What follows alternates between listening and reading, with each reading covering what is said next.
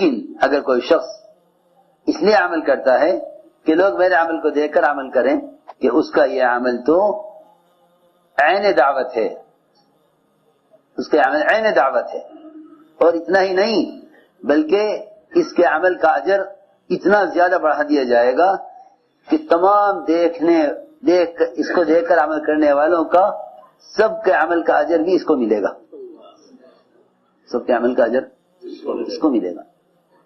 اس لیے مخلوق کو راضی کرنے کے لیے عمل کرنا شرک ہے، ریا ہے۔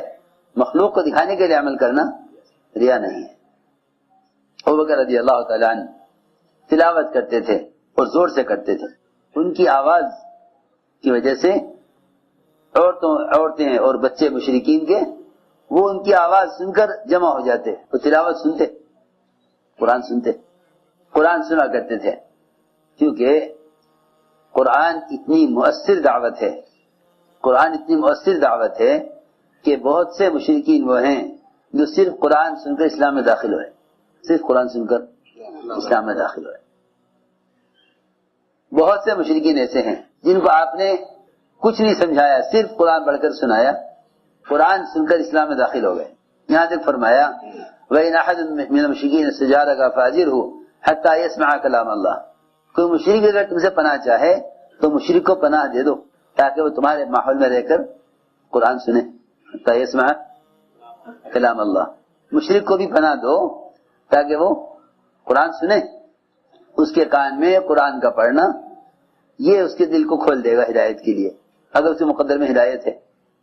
ابوبکر رضی اللہ عنہ قرآن پڑھتے تو ان کی تلاوت کو سننے کے لیے مشرکین کی عورتیں بچے ٹوٹے پڑتے تھے، ان پر انہیں خطرہ ہوا ہماری عورتیں بچے اسلام میں داخل ہو جائیں گے، تو ابوبکر رضی اللہ عنہ کو تلاوت سے روک دیا، کہا کہ آہستہ قرآن پڑھیں، گھر کے اندر پڑھیں، قرآن آہستہ پڑھیں اور گھر کے اندر پڑھیں، اگر آپ نے قرآن زور سے پڑھا تو ہم آپ کو مکے سے نکال دیں گے، آپ کو ہم نکال دیں گے مکہ مکرمہ سے، اگر آپ نے قرآن زور سے پڑھا، ہم آپ کو امن دیں گے اس شرط پر کہ آپ قرآن زور سے نہیں پڑھیں گے۔ تو ابوبکر نے فرمایا اپنا امان واپس لے لیں، میں تو قرآن زور سے پڑھوں گا، قرآن زور سے پڑھوں گا، یہ نہیں کہ اگر مکے والوں کو قرآن کے زور سے پڑھنے سے اختلاف ہے تو بھئی ہم چھوڑ دیں گے قرآن زور سے پڑھنا۔ صحابہ کی تلاوت داعیانہ تھی، صحابہ کی تلاوت داعیانہ تھی۔ تو میں عرض کر رہا تھا کہ لڑائی ساری دعوت پر تھی، عبادت پر نہیں تھی۔ بار بار کفار کہتے تھے کہ اے محمد آپ اللہ کی عبادت کریں، ہمیں اس سے کوئی اختلاف نہیں ہے، بس آپ ہمیں ایک معبود کی طرف نہ بلائیں۔ ابو طالب کے پاس جمع ہوئے تھے قریش، یہ کہنے کے لیے نہیں کہ آپ انہیں عبادت سے روک دیں، یہ کہنے کے لیے آئے تھے کہ آپ انہیں دعوت دینے سے روک دیں، آپ ان کو دعوت دینے سے روک دیں، ہم یہ نہیں کہتے کہ آپ ان کو عبادت سے روکیں، آپ ان کو دعوت دینے سے روک دیں۔ آپ نے فرمایا ابو طالب سے فرمایا کہ چاند میرے بائیں ہاتھ میں، سورج میرے دائیں ہاتھ میں رکھ دیا جاوے، سارا کائنات کا نظام میرے ہاتھ میں، میرے اختیار میں دے دیا جاوے اس کام کو چھوڑنے کے لیے، تب بھی میں یہ کام نہیں چھوڑوں گا، تب بھی یہ کام میں نہیں چھوڑوں گا۔ چنانچہ میں عرض کر رہا تھا کہ یوشع بن نون ادھر دشمن مقابلے پر اور ادھر نماز، اے اللہ تیرے دو امر جمع ہو گئے ایک ساتھ، دو امر جمع ہو گئے، دعوت بھی عبادت بھی، اے اللہ ہم کیا کریں؟ تو دعوت کے تقاضے کو مقدم رکھا،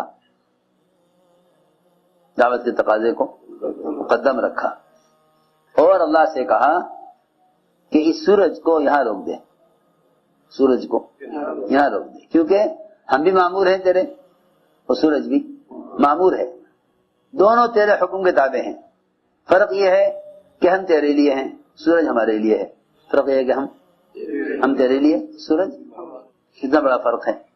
ہر سمجھتے تھے اگر مسلمان اللہ کے لیے ہو جاوے تو پھر اللہ تعالیٰ ساری مخلوق کو، کائنات کو خادم بنائیں گے، اسے مخدوم بنائیں گے، اور اگر یہ اسباب کا ہو کر رہ جاوے تو اللہ تعالیٰ اس کو خادم بنائیں گے، مسلمان کو، اور ساری مخلوق کو مخدوم بنائیں گے، یہ سب کی خدمت کرے گا غلام بن کر، خدمت کرے گا غلام بن کر. دنیا بھی ذلت، آخرت بھی ذلت. اللہ تعالیٰ نے مسلمان کو مخدوم بنایا تھا، ساری کائنات کو خادم بنایا. چنانچہ یوشع بن نون نے کہا اے اللہ سورج کو یہاں روک دے، سورج کو یہاں روک دے. سورج ٹھہر گیا، سورج ٹھہر گیا. انتظار کیا سورج نے کہ جب تک یہ فارغ نہ ہو جاوے، دشمن سے فتح نہ ہو جاوے، اس وقت تک سورج اپنی جگہ سے حرکت نہیں کرے گا. سورج حرکت نہیں کرے گا. سورج منتظر رہا، سورج منتظر رہا، سورج منتظر رہا. جب دشمن پر فتح ہو گئی اس کے بعد سورج حرکت میں آیا. اس کے بعد سورج حرکت میں آیا کہ سورج جب غروب ہوگا، جب ہم دشمن سے فارغ ہو کر عصر کی نماز ادا کر لیں. صحابی جیل میں، صحابی جیل میں، اور جیل میں ان کو جنابت کی حالت پیش آ گئی، غسل کی حاجت.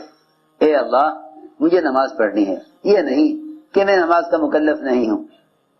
سمجھتے تھے کہ جو اسباب کی وجہ سے اللہ کے اوامر کو چھوڑ دیتے ہیں، یا اسباب نہ ہونے کی وجہ سے، اسباب نہ ہونے کی وجہ سے اپنے آپ کو عمل کا مکلف نہیں سمجھتے، وہ اعمال کی برکتیں اور اعمال پر ظاہر کے خلاف نصرتیں کبھی نہیں دیکھ سکتے.